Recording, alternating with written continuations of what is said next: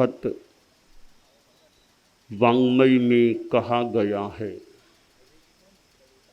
तहीयाणम तु भावाणम सब भावे उव एषणम भावेणम सद्दहन्तस्य सम्मत्तम तम वियाह्यम। एक काल्पनिक वास्तविक जो भी उदाहरण है या रूपक है, जो भी, एक संत के पास एक युवक आया। संत ने थोड़ी चर्चा शुरू की तो वह युवक बोला, महाराज मैं प्रश्न लेकर आया हूँ, आप और चर्चा करें तो अच्छा है, पहले मेरे प्रश्न को मैं रख दूं, फिर आप जैसा ठीक समझें मुझे ज्ञान देने का प्रयास करें। संत ने कहा ठीक है, तुम अपना प्रश्न पूछो। तो युवक बोला, संत प्रवर मेरा प्रश्न है, मैं कौन हूँ? हु एम आई, मैं हूँ कौन, यह मेरी जिज्ञासा है। तो संत ने कहा, तुम आत्मा हो, जीव हो, तुम जीव हो, चैतन्यवान हो। अच्छा, मैं आत्मा हूँ, चैतन्यवान हूँ, जीव हूँ। तो संत प्रवर मेरा और प्रश्न मन में उठ गया है, ये हाथ पांव मस्तक ये नख ये फिर क्या, ये भी जीव हैं क्या?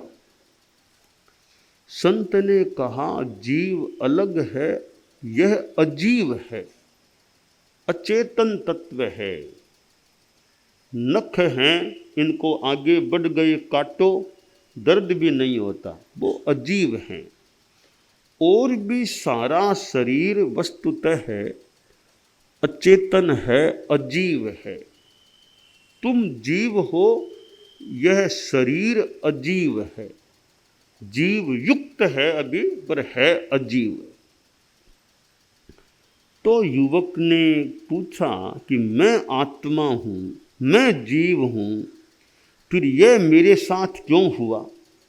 यह शरीर जो अजीव है वो मेरे साथ हुआ क्यों? किसने मेरे साथ किया इसको? तो संत ने कहा कि यह बंध है, कर्मों का बंध होता है, बंध एक कारण है इस शरीर को साथ में जोड़ने का। तो युवक ने कहा, बंध किस रूप में? कि बंध पुण्य के रूप में भी होता है और पाप के रूप में, पुण्य और पाप के रूप में बंध होता है।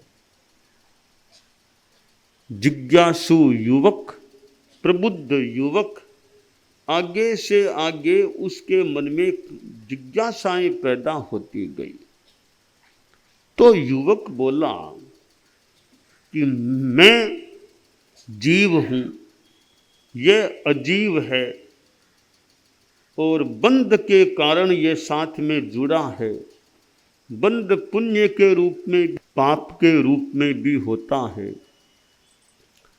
तो गुरुजी, ये पुण्यात्मक पापात्मक बंध कराने वाला कौन है? क्यों होता है बंध? संत ने कहा, एक आश्रव नाम का तत्व है। उस आश्रव के कारण ये कर्मों का ग्रहण होता है, आकर्षण होता है और कर्म बंध जाते हैं। बंध अपने आप नहीं होता, न पुण्य का बंध अपने आप होता है और न पाप का बंध अपने आप होता है। आश्रव नाम का तत्व है, वो बंध कराता है। जैसे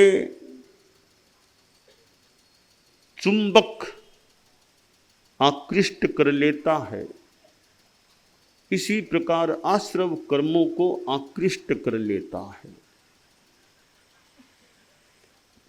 उससे ये पुण्य पाप के कर्म पुद्गल चिपकते हैं, बंधते हैं।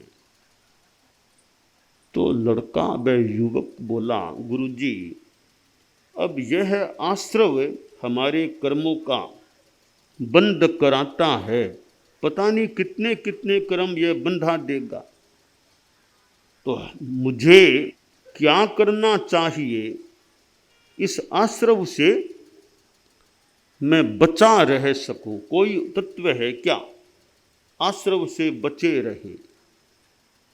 संत ने कहा है, वह है संबर। संबर की साधना होती है, जितना जितना संबर पुष्ट होगा उतना उतना आश्रव अप्रभावी होगा, निष्क्रिय होगा, निष्प्राण होगा, निरुद्ध होगा। कहा गुरुजी ठीक है, मैं मान लो संबर की साधना कर लूं तो नए सिरे से तो कर्मों का बंध मान ले नहीं होगा, पर पहले से जो ये बंधे हुए कर्म हैं, खासकर पाप कर्म, इनको दूर कैसे करूं? वो कोई उपाय आपके पास है क्या? तो संत ने कहा है, शास्त्रों में है, निर्जरा। तपस्या के द्वारा कर्म टूटते हैं, निर्जरा होती है। ये बढ़िया बात बता दी। तो गुरुजी जो मैं निर्जरा करता रहूँगा तो फिर क्या होगा? बस फिर मोक्ष हो जाएगा, फिर ये शरीर जो साथ है ना वो अलग हो जाएगा, फिर कभी भी ये साथ हो ही नहीं पाएगा। इतनी सुंदर व्यवस्था हो जाएगी मोक्ष की, यह शरीर वापिस तुम्हारे साथ आत्मा के साथ हो ही नहीं पाएगा। तो गुरुजी आपने बताया जीव अजीव, बंध, पुण्य, पाप, आश्रव, संबर, निर्जरा, मोक्ष। तो ये जो बातें आपने बताई हैं उनके मूल प्रवक्ता कौन हैं? संत ने कहा अरहंतो। अरहत हैं वे मूल धर्म के अधिकृत प्रवक्ता हैं, प्रवचनकार हैं। का मुझे अरहतों से मिला, आप अरहत भगवान से मुझे मिला दो ना, जो मूल प्रवक्ता हैं। वो अभी इस हमारी इस धरती पर तो वे अभी नहीं हैं, यह बताया गया है। तो मुनि जी तो वो नहीं है तो कोई उनकी जगह पर तो कोई है, तो उनके नीचे वाले कोई हैं क्या? तो का उनके प्रतिनिधि आचार्य होते हैं, तो उनसे मिला दो। हाँ, उनसे मिला दूंगा। तो हमारे आचार्य जी अलग कक्ष में इसी बिल्डिंग में विराजमान है, मैं वहाँ तुमको जा रहा हूँ, तुम मेरे साथ सेवा करो। तो वो मुनि जी के साथ साथ युवक गया। मुनि जी बोले वो ये हमारे आचार्य जी हैं, आचार्य प्रवर हैं। कहा ये क्या बता? तो ये भी तीर्थंकर की अभी प्रतिनिधि के रूप में है, ये धर्म तत्व की बात। वो तो हमारे देव हो गए अरहत, ये हमारे गुरु हैं और ये तत्व की बात, धर्म की बात बताते। तो देव, गुरु, धर्म, ये तीन चीजें हैं। तो युवक बोला कि मान लो आचार्य जी को इतना टाइम मिले, नहीं हम लोग हैं ना, हम संत लोग हैं, वे भी धर्म की बात बताते हैं। तो ठीक है, नो तो आपने मूल चीजें बता दी, फिर आपने अरहत भगवान की बात, फिर गुरु, फिर ये धर्म तत्व की बात बताई। तो मुनि जी इन नव तत्वों को अच्छी तरह जान ले, देव गुरु धर्म पर भी अच्छी तरह व्यक्ति ज्ञान हो जाए, श्रद्धा हो जाए, तो क्या होता है? वो है सम्यक्त्व। ये सम्मतम, नव तत्वों पर सम्यक श्रद्धा ज्ञान, देव गुरु धर्म पर श्रद्धा, फिर सम्यक्त्व की प्राप्ति, सम्यक्त्व उपलब्ध हो सकता है। और सम्यक्त्व ऐसी चीज है, सम्यक्त्व रत्नान न परम ही रत्नम, सम्यक्त्व मित्रान न परम ही मित्रम, सम्यक्त्व बंधोर न परो ही बंधुः, सम्यक्त्व लाभान न परो ही लाभ है। सम्यक्त्व ऐसा मित्र है, ऐसा रत्न है, इससे बढ़िया कोई यह सांसारिक रत्न नहीं। सम्यक्त्व ऐसा मित्र है, इससे बढ़कर कोई सांसारिक मित्र नहीं होता। सम्यक्त्व ऐसा भाई है, इससे बढ़िया कोई भाई नहीं। और सम्यक्त्व ऐसा लाभ है, इससे बढ़िया कोई लाभ नहीं। आदमी का दृष्टिकोण सम्यक हो जाए, सम्यक ज्ञान हो जाए और सम्यक चारित्र हो जाए, बस यह मुक्ति का मार्ग है। आदमी नशे में भी कोई चला जाए, गुस्से में गुस्सा करे, लड़ाई झगड़ा करता रहे, यदा यदा कदा झूठ कपट बेईमानी करे, इनसे भी पाप कर्मों का अर्जन हो सकता है। तो मनुष्य यह सोचे, कोई आस्तिक है या नास्तिक, मान ले कोई कहता है मैं तो परलोक को नहीं मानता, पुण्य पाप नहीं मान, कोई तुम्हारी इच्छा, हालांकि उस पर भी चर्चा कर सकते हैं, क्यों नहीं मानते तुम, हम तुमको बता। एक बार इसको छोड़ दें तो तुम वर्तमान जीवन, मानव जीवन को तो मानते हो ना, ये तो मानते, स्पष्ट है मनुष्य जीवन है। तो मनुष्य जीवन को अच्छा रखने के लिए भी तुम्हें नशे से, गुस्से से, झूठ बोलने, बेईमानी से बच कर के रहना चाहिए।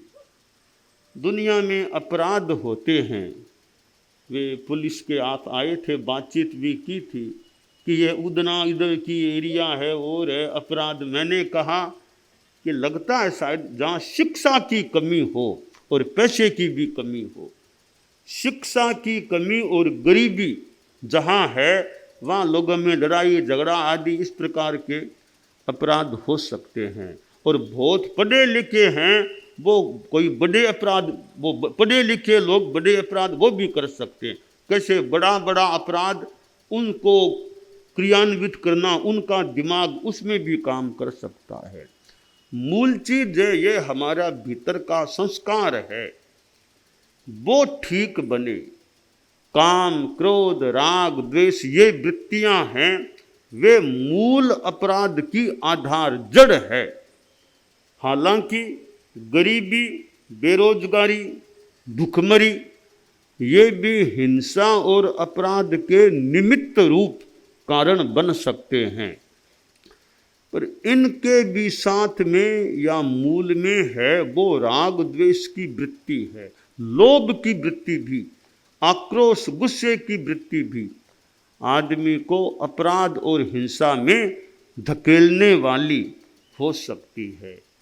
तो कैसे हम लोग तीन बातें बताया करते हैं, सद्भावना, नैतिकता, नशा मुक्ति, कि आपस में सद्भावना, जाति संप्रदाय अलग अलग हो सकते हैं, परंतु जाति और संप्रदाय के आधार पर दंगा फसाद, मार काट, हिंसा, सांप्रदायिक उन्माद फैलाना, ये काम नहीं होने चाहिए। हमारे परम पूज्य गुरुदेव आचार्य तुलसी ने अनुव्रत आंदोलन चलाया, उसमें भी यह बात है कि सांप्रदायिक सहिष्णुता, विभिन्न धर्म हैं उनमें भी उनके प्रति भी सहिष्णुता रखें, सांप्रदायिक उन्माद न फैलाएं। आचार्य श्री महाप्रज्ञ जी जो कुछ वर्षों पहले सन 2003 में ये इस सूरत में चतुर्मास था ही, यहाँ उदनार इस एरिया में भी विराजे थे, पधारे थे। और आचार्य श्री महाप्रज्ञ जी वो अहिंसा यात्रा कर रहे थे कि अहिंसक चेतना का जागरण, नैतिक मूल्यों का विकास। तो यह अहिंसा, नैतिकता, संयम ये ऐसे तत्व हैं, इनको बताया जाता रहे। लोग कह दें कोई तो इतने आप लोग साधु लोग भारत में दुनिया में हो, फिर भी दुनिया में अपराध तो हैं, फिर आप लोग इतना परिश्रम भी करते हो, उसका क्या परिणाम आया? ठीक है, मान लो अपराध दुनिया में हैं, किसी का यह कथन, माना कि अंधकार है घना, माना कि अंधकार है घना, पर मेरे मित्र दीपक जलाना कब है मना, मेरे मित्र दीपक जलाना कब है मना। अंधकार है, दीपक जलाते रहो, अपना काम चलाते रहो। तो दुनिया में हिंसा, अपराध, दो देशों के बीच युद्ध की बात, और भी आपस में लड़ाई झगड़े भी हो सकते हैं। तो पुलिस ये ऐसा एक महकमा है, वर्ग है, जो मानो अपराध का दुश्मन है। पुलिस अपराध का दुश्मन, अपराध उसको पसंद नहीं, शांति रहे, लॉ एंड ऑर्डर सब ठीक व्यवस्थित चले। तो पुलिस की दुश्मनी आदमी से न हो, पुलिस की दुश्मनी अपराध से, अपराध नहीं होना, अपराध को नहीं रहने देंगे, वो नहीं होना चाहिए। तो पुलिस भी एक ऐसा तंत्र है जिसकी अपराध को रोकने में अपनी भूमिका हो सकती है। पुलिस वर्ग में भी नशा मुक्तता रहे, शराब आदि आदि से बच के रहें, अच्छे धर्म के रास्ते पर चलें, और कानून व्यवस्था को बनाए रखने में इस पुलिस महकमे की, वर्ग की, एक शहर में शांति बनाए रखने में पुलिस का बड़ा योगदान रह सकता है। परंतु साथ में धर्म का ये प्रशिक्षण चलता रहे। एक चीज है हृदय परिवर्तन, दूसरी है व्यवस्था तंत्र, दोनों का योग अपेक्षा। हृदय परिवर्तन हो जाए, आदमी अपराध से बच सकता। सबका हृदय परिवर्तन हो जाए कहना कठिन है। तो फिर ये डंडा, व्यवस्था, कानून, पुलिस, ये व्यवस्था तंत्र के लोग ये भी ध्यान रखें। इधर साधु लोग तो हृदय परिवर्तन की बात करें, पुलिस आदि थोड़ा व्यवस्था तंत्र को संभालें, दोनों ओर से वो प्रयास होता है, तो ये अपराधों में अल्पता हो सकती है, अपराध कम हो सकते हैं, शांति रह सकती है। हम सिद्ध योगी आचार्य श्री महाप्रज्ञ से प्रेक्षा ध्यान का एक प्रयोग करें। आपको एक प्रयोग कराया जा रहा है श्वास प्रेक्षा का। 5 सेकंड में श्वास लेना है, 5 सेकंड भीतर रोकना है, और 5 सेकंड रेचन करना है, और 5 सेकंड बाहर रोकना है। इस प्रकार 20 सेकंड में एक श्वास। सावधान रहे, श्वास भरे, भीतर रोके, रेचन करे, बाहर रोके, श्वास भरे, भीतर रोके, रेचन करे, बाहर रोके, श्वास भरे, भीतर रोके, रेचन करे, बाहर रोके, श्वास भरे, भीतर रोके, रेचन करे, बाहर रोके, श्वास भरे, भीतर रोके, रेचन करे, बाहर रोके, श्वास भरे, भीतर रोके,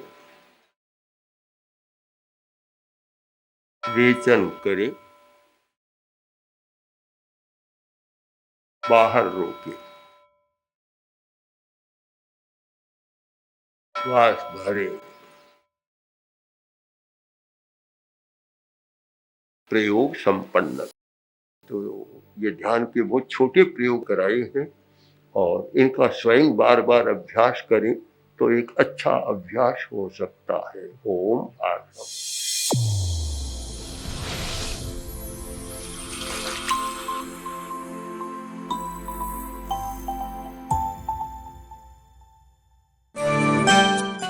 एकाग्रता, तन्मयता, अपने आप को मंगलमय अनुभव करते हुए नमो अरहंताणम, नमो सिद्धाणम, नमो आयरियाणम, नमो उवज्झायाणम, नमो लोए सब्बसाहूणम, एसो पंचणमुक्कारो सब्बपावपणासनो मंगलाणं च सब्बेसिं पढ़मं हवइ मंगलम।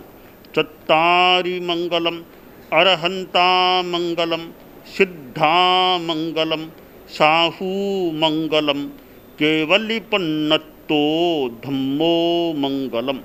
चत्तारि लोगुत्तमा, अरहंता लोगुत्तमा, सिद्धा लोगुत्तमा, साहू लोगुत्तमा, केवलिपन्नत्तो धम्मो लोगुत्तमो। चत्तारि शरणं पवज्जामि, अरहन्ते शरणं पवज्जामि, सिद्धे शरणं पवज्जामि, साहू शरणं पवज्जामि, केवलिपन्नत्तं धम्मं शरणं पवज्जामि। धम्मो मंगलमुक्किट्ठम् अहिंसा संजमो तवो देवावितं नमंसन्ति जस्य धम्मे सयामणो। च इत्ता भारहं वासं चक्रवट्टिमहिद्धियो सन्ति सन्ति करे लोए पत्तो गइमणुत्तरम्। देवदानवगन्धर्वा जक्षरक्षस किन्नरा बम्भयारिं नमंसन्ति दुःकरं जे करन्ति तम्। मंगलं भगवान् वीरो मंगलं गौतमो गणी मंगलं स्थूलभद्राद्यः जैनधर्मोऽस्तु मंगलम। मंगलं मतिमान् भिक्षुः मंगलं भारमल्लकः मंगलं रायचन्द्राद्या मंगलं तुलसी गुरुः महाप्रज्ञोऽस्तु मंगलम्। तेरा पंथोस्तु मंगलम। विघ्नहरण मंगलकरण स्वामी भिक्षुनो नाम गुण ओळख समरण किया सर अचिंत्या काम। विघ्नहरण मंगलकरण स्वामी भिक्षुनो नाम गुण ओळख समरण किया सर अचिंत्या काम। विघ्नहरण मंगलकरण स्वामी भिक्षुनो नाम गुण ओळख समरण किया सर अचिंत्या काम। सर अचिंत्या काम। सर अचिंत्या काम। एक दिवसीय त्याग आज के लिए धारणानुसार त्याग है।